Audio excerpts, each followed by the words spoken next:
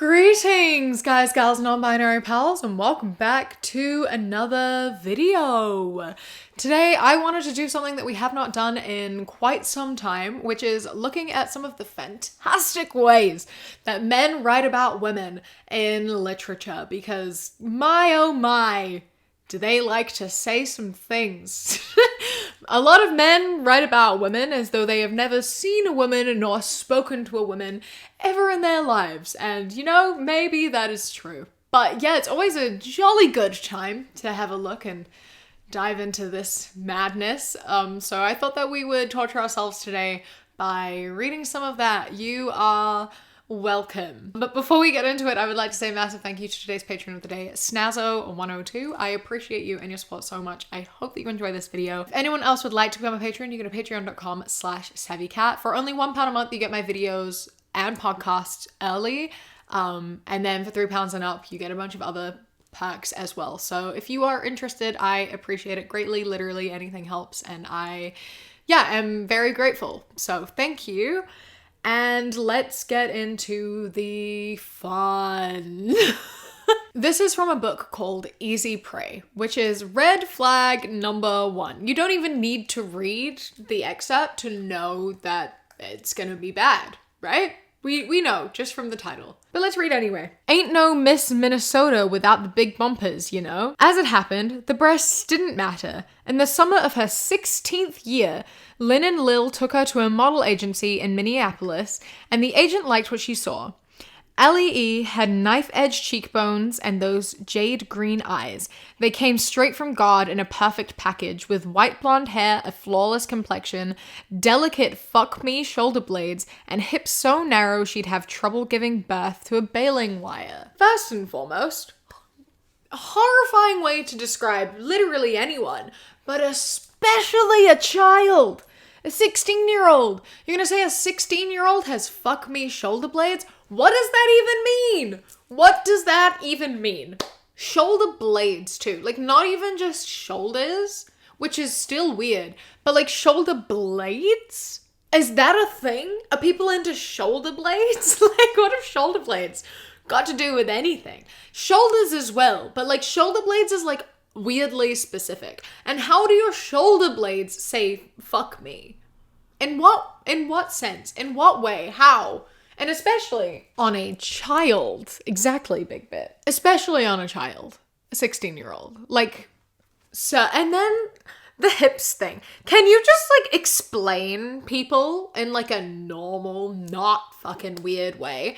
Like, and her hips so narrow she'd have trouble birthing a baling wire. Just say she has narrow hips. And even then, that's like, it's not important. The fact that like male authors spend so much time describing what a woman's body looks like is weird enough, but describing what a woman's body looks like in relation to like sex and like childbearing is even worse and weirder. Just like be normal about it, please. Like, you don't have to describe how narrow her hips are, and you especially don't have to describe it as like would struggle to give birth to a baling wire. That's so weird and unnecessary, especially for a 16-year-old. Put the pen down, turn off your computer, whatever the fuck, go outside, touch some grass, never look at a woman ever again, and never write about women ever again. Retire. Thank you. He was fascinated by the size of her breasts. He had never realized they were so large. When her body turned, they seemed to take many minutes to follow. What an image that is. That's hilarious to picture. Anyway, he never realized that she had large, dark nipples. Even after they were covered, he could see them sticking in the robe, and could see their movement as his mother knelt beside him and put her arms around him. What a freaking plot twist. What a freaking plot twist. He was talking about his mom? This is how you're describing your mother? Like, male authors have a weird fascination with boobs, like breasts. They like describe them in weird ways. Nipples especially. They're weirdly obsessed with nipples and like giving boobs personalities. Like, they're friendly or they're excited, or my favorite being like they rolled their eyes. Like, hilarious. It took a minute for her breasts to follow her as she turned. Like, that's so funny. But using that to describe, like, extending that into describing your mother, I mean, at least you're treating all women the same. Again, really odd and kind of fucked up and gross to describe anyone that way. Such unnecessary detail, such weird writing. Have you ever seen boobs in your life? I feel like no. I feel like the answer is you've never seen boobs ever in your life. But your mother too. Baffling. Baffling. This is supposedly a woman describing her friend to a man. Exactly the woman for you. Is she not beautiful? Her back is straight, her limbs supple and strong, her lips plump love apples.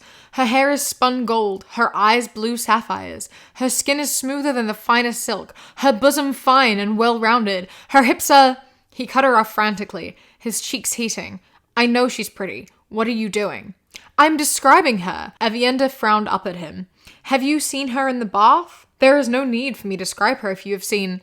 I have not seen. He wished he did not sound strangled. If you think this is how women describe one another, if you think this is the way women talk about each other, especially two men, you've never spoken to a woman before. What do you...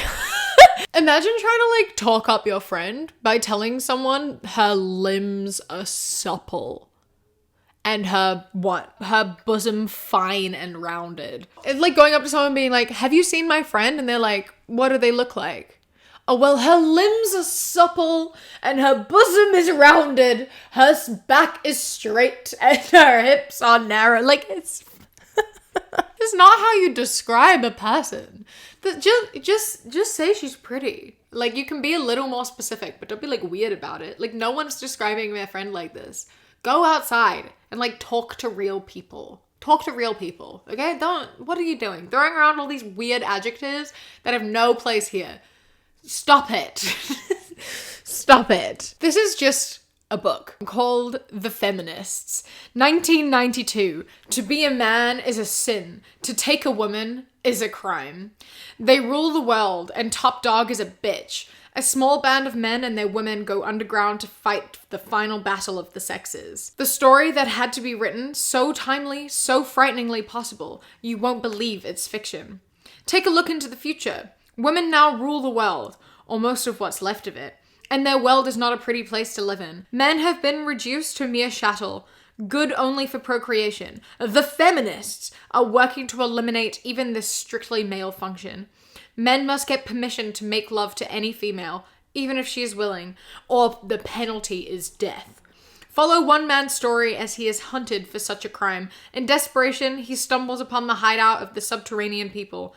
Others, like himself, both male and female, who have broken the law of the feminists, hiding in abandoned subway undergrounds. This group of gallant and desperate people wage a guerrilla war to overthrow their enslavers. So this book was written in 1971, which is when, you know, there was a massive feminist movement going on at the time. It was when they were fighting for, like, abortion rights, and just a whole lot of stuff was happening. It's also a horror novel. It's titled as a horror novel, and I looked at this guy because this book fascinated me so much. I was reading this, obviously, and is very much like, what in the holy hell? The most horrifying future you can think of is that you have to ask for consent.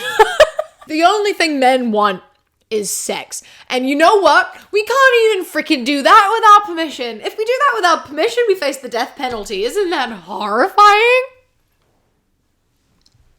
Your worst future is needing consent?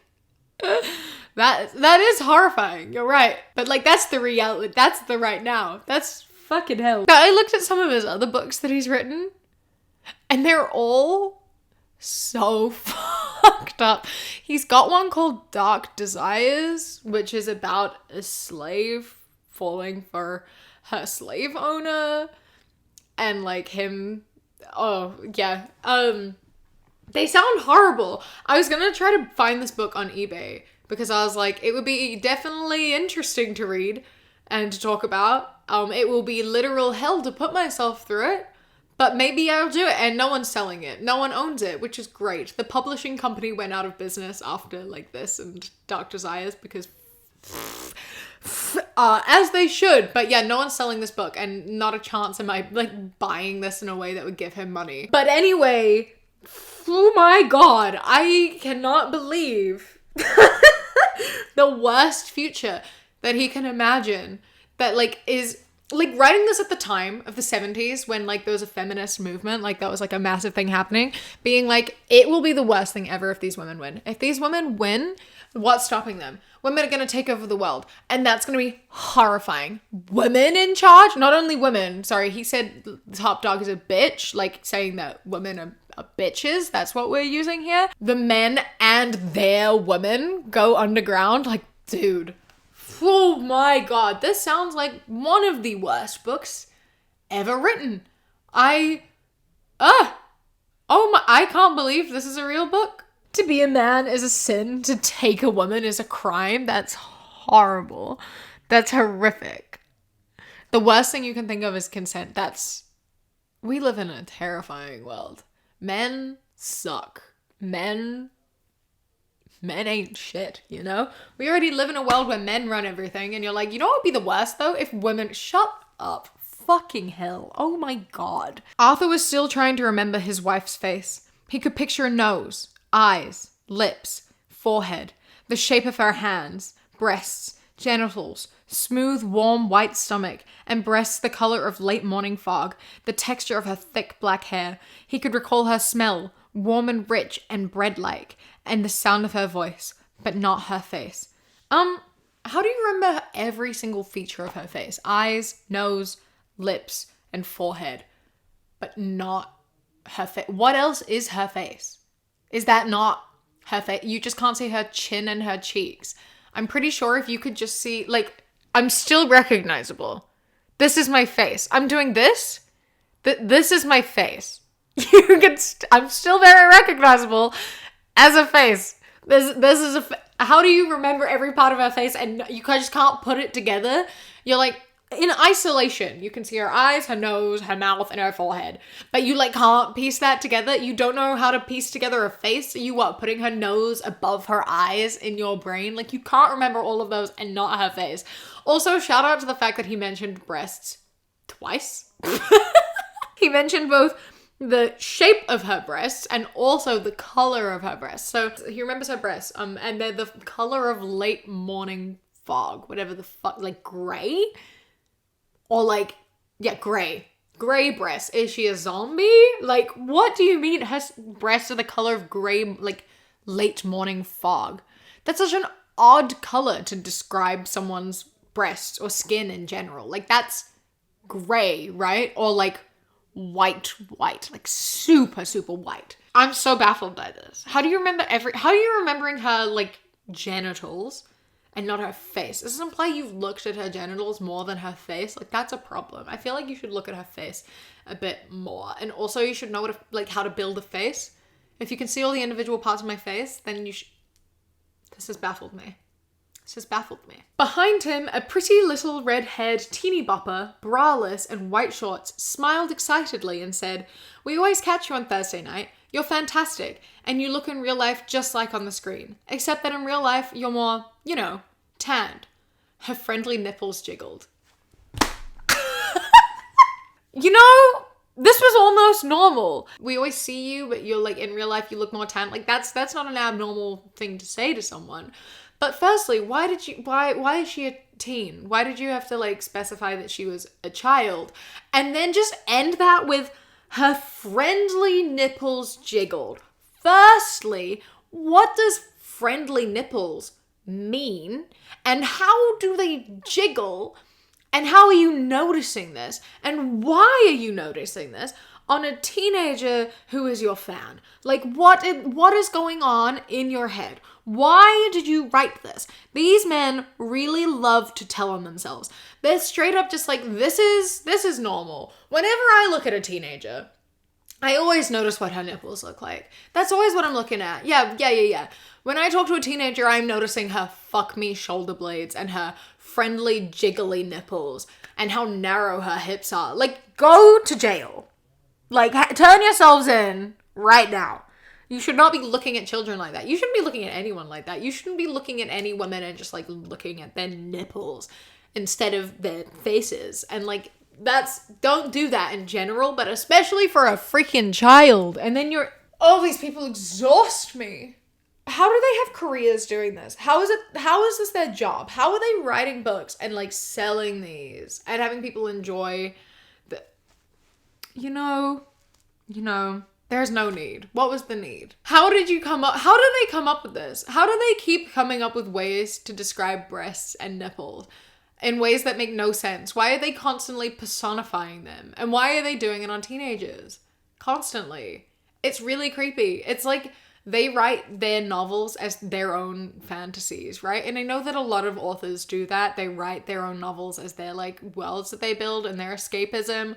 But it's horrifying how many men write their escapism as like being pedophiles and like committing sex crimes. Like that's their alternative universe. And they're like, it's fine because it's fiction. It's like, but you came up with it in your own brain.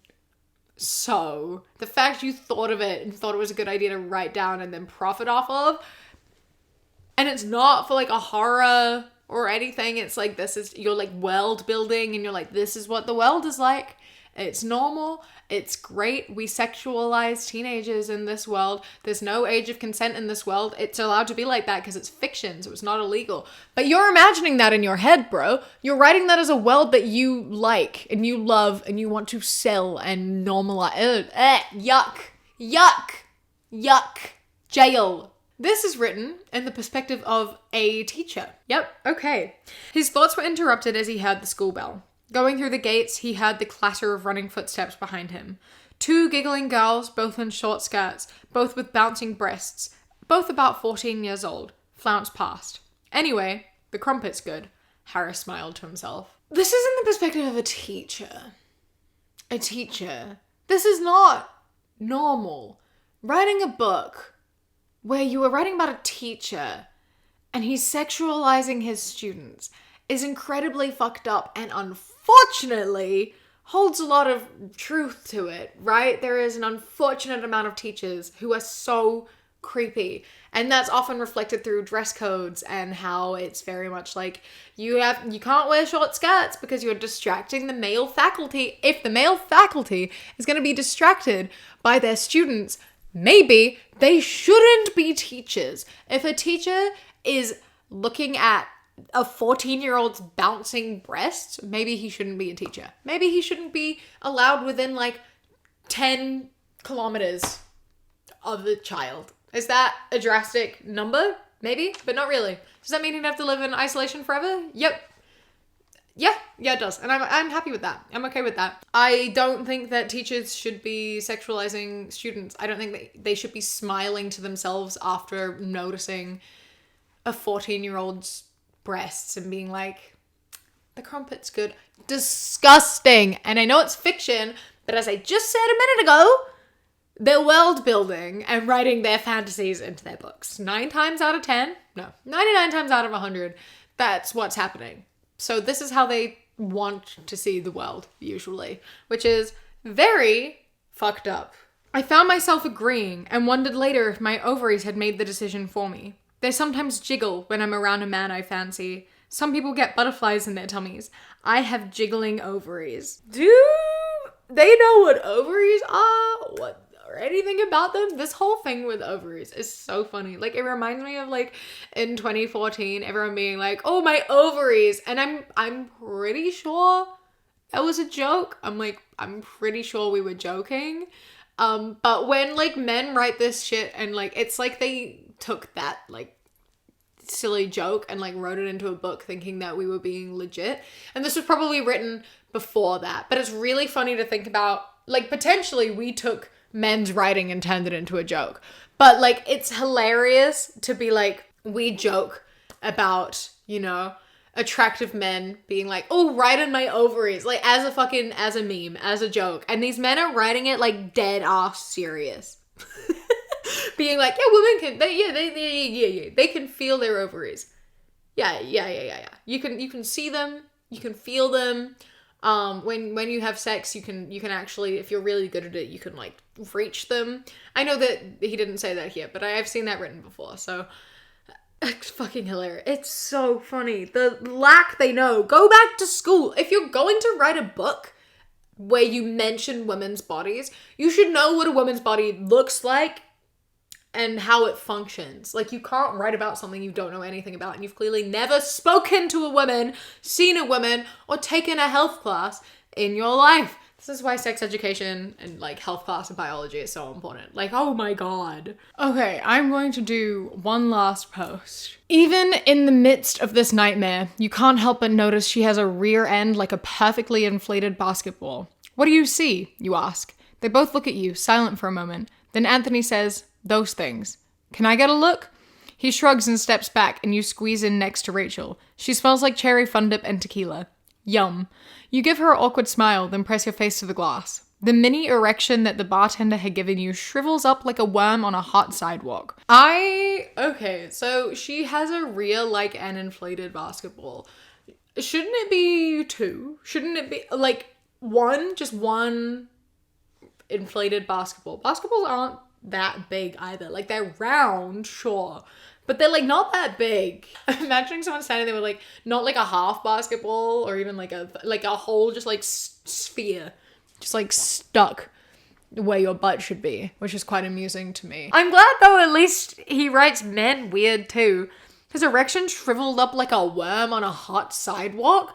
That's so disgustingly descriptive. That's vile. That's vile. At least you're writing men pretty bad too.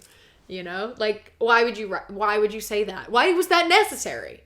I mean, yeah, you're writing men badly, but like, why did you need to mention that the bartender gave him an erection? I don't know the context of the story, but there's no context at all where it's necessary, really. I can't think of any that you need to mention that the bartender with a basketball ass gave him a mini erection that shriveled up like a worm on a hot... How does your brain think of this? That's given me like a graphic image in my head that I did not need. I didn't need that. Didn't need that. And now I've given it to all of you. You're welcome for the image. I'm so sorry. I'm so sorry. And so with that image burned into all of our minds, I am going to leave it here. Don't forget to leave a like, comment, and subscribe.